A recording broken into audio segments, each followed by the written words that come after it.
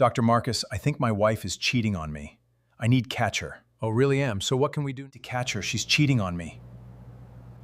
I will suggest something for you. Come, let's discuss. Rachel, I can see you. I've always been able to see you. Every single day for the past 2 months. What?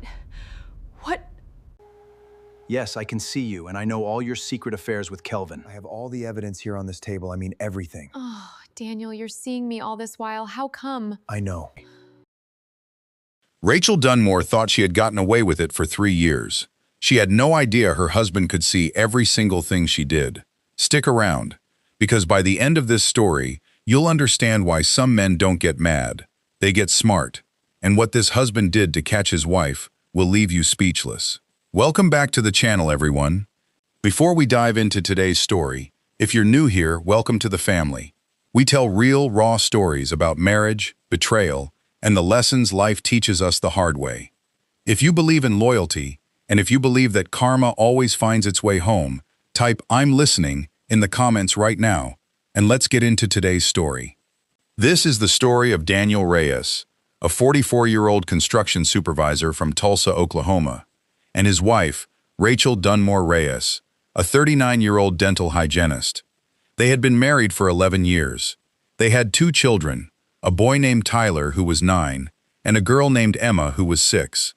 To their neighbors on Birchwood Lane, they looked like the perfect family. Daniel drove a silver Ford pickup truck, coached Tyler's Little League team on weekends, and never missed a Sunday service at Grace Community Church. Rachel drove a white Toyota Highlander, volunteered at the children's school bake sales, and always had a warm smile for everyone she met. But behind the closed doors of their 2-story brick house, something had been rotting for a long time, and Daniel was the only one who could feel it. It started small, the way these things always do. About 3 years into their marriage, Daniel noticed that Rachel had started taking her phone into the bathroom with her. At first, he thought nothing of it. Everybody does that these days. But then he noticed she started locking the bathroom door, something she had never done before. Then came the late-night girls' nights out that stretched later and later, sometimes past midnight, even on weekdays when she had to be up early for work. Then came the sudden interest in new perfume, new lingerie, a new gym membership she rarely mentioned but always seemed to be coming back from. Daniel wasn't a stupid man. He had built his career from the ground up, starting as a laborer and working his way to site supervisor for one of the largest construction firms in the state. He noticed details. He noticed patterns. And the patterns with Rachel were adding up to something he didn't want to believe. One evening, about 2 years ago, Daniel came home early from a job site because a storm had shut down construction for the day. He walked into the kitchen and found Rachel on the phone, laughing in a way he hadn't heard her laugh with him in years. The moment she saw him, her face changed instantly. She said, "I'll call you back," and hung up so fast the phone nearly slipped from her hand. When Daniel asked who it was, she said, "Just Denise from work." But Daniel had known Denise for years. Denise had a laugh like a hyena, loud and unmistakable. This laugh had been soft, warm, intimate. This was not a work call. That night, Daniel lay awake beside his sleeping wife, staring at the ceiling, replaying the last 2 years in his mind. The late nights, the new underwear he found in her drawer that he never remembered buying her, the way she had started angling her phone away from him at the dinner table, the way she jumped slightly every time a text came in, then calmly ignore it in front of him, only to disappear to use the bathroom minutes later. Daniel wanted proof, but he was smart enough to know that confronting Rachel without proof would only make her more careful. She would delete messages, change passwords, cover her tracks even better. He needed something else. He needed a way to see everything without her ever suspecting he was watching. That's when he thought of Dr. Marcus Whitfield. Dr. Whitfield had been the Reyes family's doctor for almost 15 years. He had delivered both of their children, treated Daniel's father before he passed, and was one of the few people Daniel trusted completely. Daniel and Marcus had grown close over the years, not just as doctor and patient, but as friends. They fished together at Lake Keystone every few months, and Marcus was the kind of man who valued loyalty and honesty above almost everything else. One Thursday afternoon, Daniel showed up at Dr. Whitfield's private clinic in downtown Tulsa without an appointment. He told the receptionist it was urgent and personal. When Marcus saw him, he could tell immediately that something was wrong. Daniel wasn't there for a cold or a checkup. Daniel sat down across from him and said, "Marcus, I need your help with something. And it's not medical, not really. But I need you to think like a doctor to help me pull it off." He explained everything: the late nights, the secretive phone calls, the perfume he didn't recognize, the distance that had grown between them in the bedroom, and the sudden bursts of affection that felt more like guilt than love. He told Marcus he suspected Rachel was cheating, possibly with more than one man, and that one name kept surfacing in his mind: Kevin Marsh, Rachel's college boyfriend before she and Daniel had ever met. Kevin had moved back to Tulsa about 2 years earlier after a divorce, and Daniel had noticed Rachel mentioning him more than once, always in passing, always followed quickly by a change of subject. Daniel told Marcus his plan. He wanted to pretend to be going blind, not just a little vision trouble, but full, total blindness, one that would require a diagnosis serious enough that Rachel would believe it completely and never think to question it. He wanted Marcus to write up medical documentation, to play along if Rachel ever called to ask questions, and to help him source a very specific item: a pair of glasses that looked exactly like the thick, dark, medical-grade glasses worn by blind patients, but were actually fitted with a hidden micro-camera and a subtle one-way tint that would allow Daniel to see out clearly, while anyone looking at him would see only solid, opaque dark lenses. Marcus sat back in his chair for a long moment. He was quiet, thinking. Then he said something Daniel never forgot. He said, "Daniel, if we do this, we're not just testing a marriage. We're opening a door, and once it's open, you can't close it back. Are you prepared for what might be behind that door?" Daniel didn't answer right away. He looked down at his hands, then back up at his old friend and said, "Marcus, I've been living behind a closed door for 2 years, wondering, guessing, losing sleep, feeling like a fool in my own house. I would rather know the truth, and it break me, than keep living this half-life, not knowing anything at all." Marcus nodded slowly. He understood. He had seen too many patients over the years destroyed not by betrayal itself, but by the years of not knowing, the years of doubting their own instincts while everyone around them, including sometimes the doctor himself, told them they were imagining things. Marcus agreed to help. Over the next month, the two men carefully built the story. Marcus prepared a fake diagnosis, a condition called sudden onset optic neuropathy, a rare but real condition that can, in genuine cases, cause rapid vision loss with limited warning. It was rare enough that most people, including Rachel, would never have reason to question it deeply, but real enough that if she researched it online, she would find legitimate medical information backing it up. Daniel began complaining of blurry vision at home. He'd bump gently into furniture he'd normally avoid with ease. He'd squint hard at the television, claiming the picture looked foggy. He started asking Rachel to read text messages out loud to him, claiming his phone screen was too blurry to read, a request that, unknown to her, gave him the perfect excuse to watch her reaction every single time a message came in, because now she had to hand him the phone, and he could watch her face when she realized what was on the screen, before she caught herself and read it out loud, carefully editing what she said. He noticed immediately that her hands would shake slightly whenever a certain contact texted. She would clear her throat before reading and pause just a half-second too long, editing the words in her head before speaking them aloud. Daniel said nothing. He simply listened and remembered and waited. After about 6 weeks of gradually worsening symptoms, Daniel and Rachel went together to Dr. Whitfield's clinic for the official diagnosis.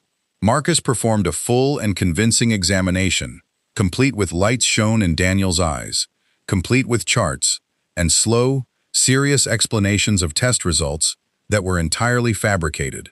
Finally, Marcus looked at both of them and said the words that would change everything. He said, "Daniel, I'm very sorry to tell you this, but the deterioration in your optic nerve has progressed faster than we hoped. Based on the test results, I believe you will experience complete vision loss within the next few weeks. I'm afraid this condition is not reversible with the treatments currently available to us." Rachel's reaction in that room told Daniel everything he needed to know before the plan had even fully begun. She didn't cry. She didn't ask a single question about treatment options, second opinions, specialists, or experimental therapies. She simply sat there for a moment, quiet, and then reached over and squeezed Daniel's hand and said, in a voice that was almost too calm, "It's going to be okay, honey. We'll get through this together." Daniel thanked Marcus, and they drove home in near silence. That night, lying in bed, Daniel stared at the ceiling in the dark, not because he couldn't see, but because he was thinking about how easily his wife had accepted the idea of him losing his sight forever, without a single tear. 2 weeks later, Daniel lost his sight completely. He began wearing the special glasses Marcus had provided every single day, from morning until night. To anyone looking at him, including Rachel, the glasses appeared to be simple, thick, dark medical lenses, the kind worn by the visually impaired to protect sensitive eyes. In reality, the lenses had a specialized one-way tint, developed by a specialist optical technician Marcus knew personally, someone who had done similar custom work for security and surveillance purposes in the past. Daniel could see out with perfect clarity. No one could see in. Daniel began adjusting to his blindness in front of Rachel. He asked her to guide him by the arm when they walked. He used a white cane when leaving the house, tapping it gently in front of him, though in truth he could see every crack in the sidewalk and every car in the driveway. He asked Tyler and Emma to describe their school drawings to him instead of looking at them himself, which broke his heart every single time, because more than anything else in this whole plan, hurting his relationship with his children, even temporarily, weighed on him the heaviest. But something changed in Rachel almost immediately, and it wasn't sympathy. Within the first week of Daniel's blindness, Daniel noticed Rachel's entire demeanor shift. She became lighter. She smiled more. She started humming songs around the house again, something she hadn't done in years. She started dressing up more when she left for her girls' nights, wearing dresses and heels to what she claimed were casual dinners with friends. And she started coming home smelling of a cologne that was not Daniel's, a cologne he recognized instantly because it reminded him of the same brand his old college roommate used to wear, a deep, woodsy, expensive scent completely different from his own. About 3 weeks into his blindness, Daniel came home early from what Rachel believed was a support group for the newly visually impaired, a made-up excuse Marcus had helped him construct to explain his absences during the day, giving him time to actually watch and gather more information from a distance without Rachel knowing. When he walked through the front door, tapping his cane gently, he heard voices coming from the living room, Rachel's voice, and a man's voice he didn't recognize.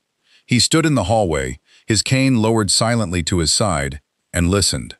The man's voice was saying something about how much he'd missed her, how being back in Tulsa after his divorce felt like fate had brought them back together. Rachel laughed softly and said, "Kevin, you don't have to worry about Daniel. He can't see a thing anymore. He wouldn't know if you were standing right in front of him." Daniel's heart nearly stopped in his chest, not from heartbreak in that moment, but from the confirmation of exactly what he had feared.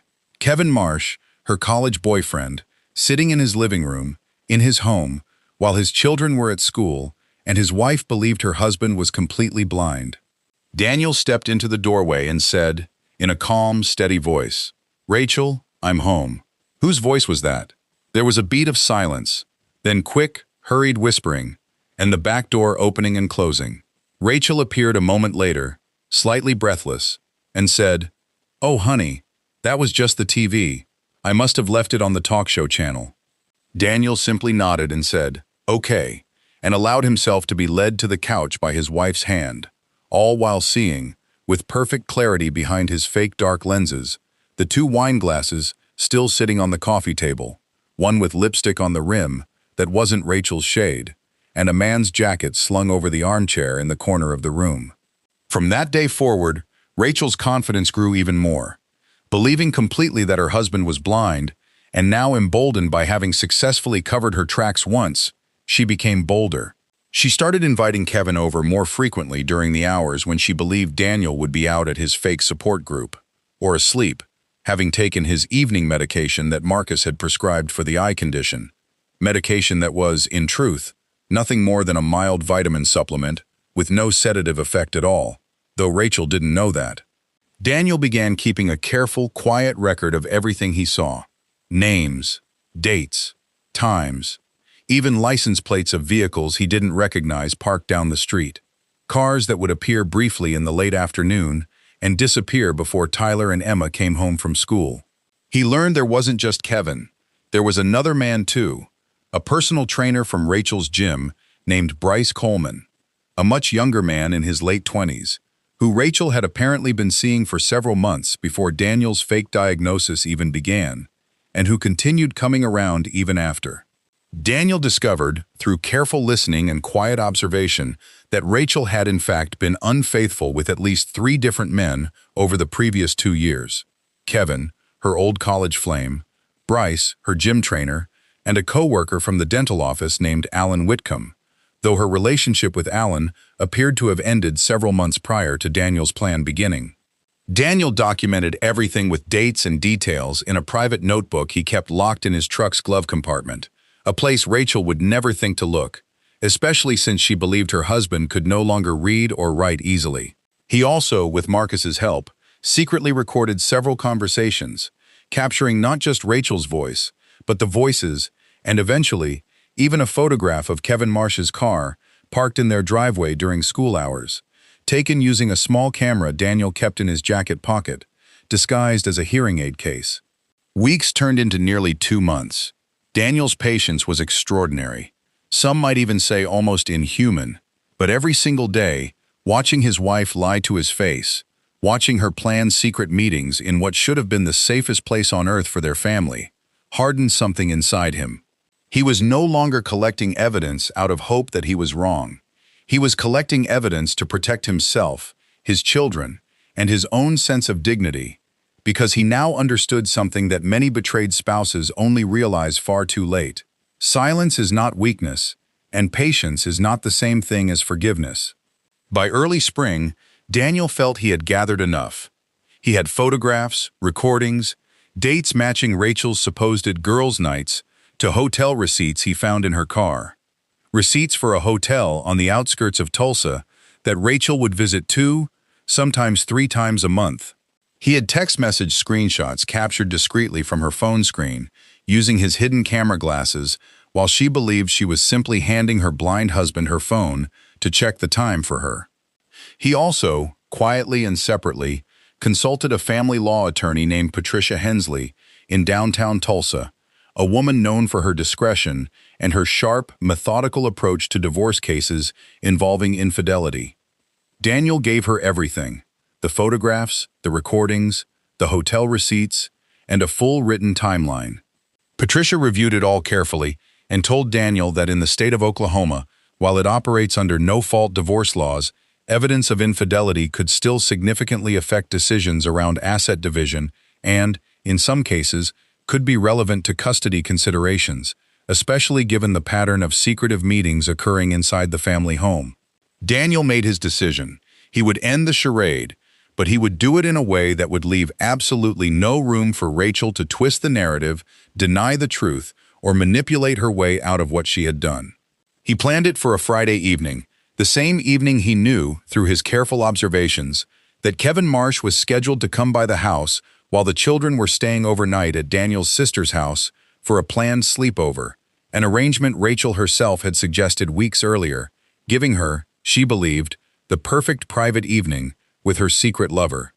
That evening, Daniel came home earlier than expected, again using his cane, again wearing his dark glasses, moving carefully and slowly through the house, exactly as he had for the past 2 months. Rachel seemed surprised but not alarmed, telling him she thought he had his support group that night. Daniel simply said, softly, "It got canceled. I thought I'd spend a quiet evening at home with my wife." Rachel's face flickered with something like nervousness for just a moment, before she smiled and kissed his cheek and said she'd make him some dinner. Daniel sat at the kitchen table, listening as Rachel's phone buzzed repeatedly on the counter. He watched her glance at it anxiously several times, clearly trying to figure out how to get Daniel out of the house, or at least out of the living room, before Kevin arrived. At exactly 7:30 that evening, there was a knock at the door. Rachel jumped slightly and said, a bit too quickly, "That's probably just the neighbor, honey." I'll go check, Daniel said calmly. I'll get it. I've been practicing walking around the house more on my own. Dr. Whitfield says I should build my independence. Before Rachel could stop him, Daniel stood, cane in hand, and walked steadily to the front door. He opened it to find Kevin Marsh standing there, holding a bottle of wine and wearing a nervous smile that faded instantly into confusion and panic the moment he saw Daniel standing in the doorway. Daniel, still wearing his dark glasses, said in a calm, even voice, "You must be here for the plumbing quote." Rachel mentioned we might have someone stopping by. Kevin, completely thrown off, stammered something about maybe having the wrong house, and quickly turned and hurried back to his car. Rachel appeared behind Daniel a moment later, her face pale, clearly having heard the exchange, and quickly said, "Honey, why don't you go sit down? I'll handle the door." Daniel simply nodded and returned to the living room, sitting calmly on the couch while Rachel rushed outside, presumably to explain the situation to Kevin and send him away for the evening, unaware that Daniel had seen absolutely everything with perfect clarity, including the guilty, panicked look on both of their faces, a look no blind man should have been able to witness, but one that Daniel captured anyway, using the small hidden camera built into his glasses. When Rachel came back inside a few minutes later, flustered and trying to appear calm, Daniel said something that made her freeze in place. He said, "Rachel, we need to talk. Please, sit down." Something in his tone was different, steadier, firmer than she had heard from him in months. Rachel sat down slowly across from him, her hands trembling slightly in her lap. Daniel reached up, slowly, and removed his dark glasses, setting them gently on the coffee table between them. He looked directly into his wife's eyes for the first time in what felt, to her, like months. Though, of course, unbeknownst to her, he had been seeing everything clearly the entire time. He said, "Rachel, I can see you. I've always been able to see you, every single day for the past 2 months." Rachel's face went completely white. She opened her mouth, then closed it, then opened it again, stammering, What do you mean? You can see." Marcus said. Daniel cut her off gently but firmly. "Marcus is my friend, Rachel. He helped me because I asked him to. Because I needed to know the truth, and I knew you would never show me the truth if you thought I could see you." He then, calmly and without raising his voice even once, laid out everything on the coffee table in front of her. The photographs of Kevin's car in their driveway, the hotel receipts, the printed screenshots of text messages between her and Bryce, her and Alan, her and Kevin, the small recorder that Marcus had helped him set up, which had captured her voice clearly saying, "He can't see a thing anymore. He wouldn't know if you were standing right in front of him." Rachel sat frozen, staring at the evidence spread across the table, tears now streaming silently down her face, though whether from guilt, humiliation, or the shock of being so thoroughly outsmarted, Daniel couldn't say for certain, and honestly, by that point, he no longer cared which it was. She tried at first to explain, to minimize, to claim that some of it was just friendship, or not what it looked like, but Daniel simply shook his head slowly and said, "Rachel, I sat in this house, pretending to be blind, watching another man's jacket on my armchair. I watched you kiss men in my driveway through the living room window. I have given you every single chance over the past 3 years to come to me, to tell me the truth, to end our marriage honestly if you were unhappy. Instead, you chose to humiliate me in my own home, in front of our children's photographs on the wall, again and again." Rachel had no response. There was nothing left to say. The evidence was overwhelming, undeniable, and utterly damning. Daniel filed for divorce the following week, with attorney Patricia Hensley representing him. Given the extensive documented evidence of infidelity occurring specifically within the family home, and given Rachel's own recorded admission that she had deliberately deceived her supposedly disabled husband in order to continue her affairs, the divorce proceedings moved forward swiftly and decisively in Daniel's favor. He was awarded primary custody of Tyler and Emma, with Rachel receiving standard visitation rights. The family home was sold, and Daniel used his share to purchase a smaller but comfortable house closer to his children's school, wanting to give them as much stability as possible during such a painful transition. Rachel moved into an apartment across town, Kevin Marsh, upon learning the full truth of what had happened and realizing he had unknowingly been part of deceiving a supposedly blind and disabled man, ended all contact with Rachel immediately, embarrassed and unwilling to be associated with the scandal. Bryce, the gym trainer, had already quietly ended things with Rachel weeks before the truth came out, having apparently grown uncomfortable with the entire situation once he learned Daniel was disabled. As for Daniel, life slowly began to rebuild itself.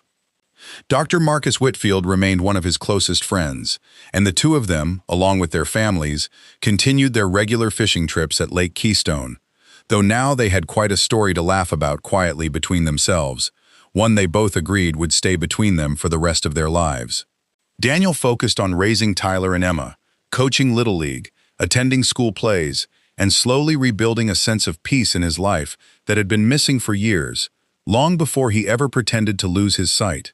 About a year after the divorce was finalized, Daniel met a woman named Christine Powell, a kind, gentle elementary school teacher from nearby Broken Arrow, Oklahoma, who taught in the same school district as Tyler and Emma. Their relationship grew slowly, built on honesty, patience, and mutual respect, the very things that had been missing from his marriage to Rachel for so long. Daniel often said that his time pretending to be blind had, in a strange way, taught him to truly see people clearly for the very first time, to notice the small signs, the quiet inconsistencies, the difference between someone who loves you and someone who is simply comfortable enough to lie to your face. Now, before we close out today's story, I want to take a moment to speak directly to you, the person listening to this right now. If you are in a relationship where your gut keeps telling you something is wrong, please, do not ignore that feeling. Your intuition is often speaking to you long before your mind is ready to accept the truth. It's not about becoming paranoid or suspicious of everyone around you.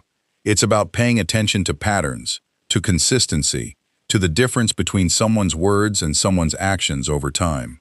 If you find yourself constantly doubting, constantly making excuses for someone else's secretive behavior, take a step back and ask yourself honestly whether you are protecting your marriage or simply protecting yourself from a truth you're afraid to face. And if you ever do find yourself needing to uncover the truth, please remember that the goal should never be revenge for its own sake. The goal should always be clarity, safety for yourself and your children if you have them, and the ability to make decisions about your own life based on truth rather than manipulation. Daniel's story is a powerful reminder that patience, quiet observation, and calm, calculated action can accomplish far more than anger or confrontation ever could. He didn't scream. He didn't throw accusations without proof. He built an undeniable truth, brick by brick, and when the moment came, that truth spoke louder and more convincingly than any argument ever could have. If this story touched you, taught you something, or reminded you of someone you know, please take a moment to like this video and subscribe to the channel if you haven't already, because we bring you real stories like this every single week. Stories about marriage, betrayal, family, and the quiet strength it takes to rebuild your life after heartbreak. Drop a comment below and let us know what part of this story affected you the most, and share this video with someone who might need to hear this message today. Thank you so much for spending this time with us. We'll see you in the next story, and until then, take care of yourself, trust your instincts, and always remember that the truth, no matter how long it takes to surface, always finds its way to the light. Please subscribe to my YouTube channel and support me. Thank you so much. I love you all. Bye!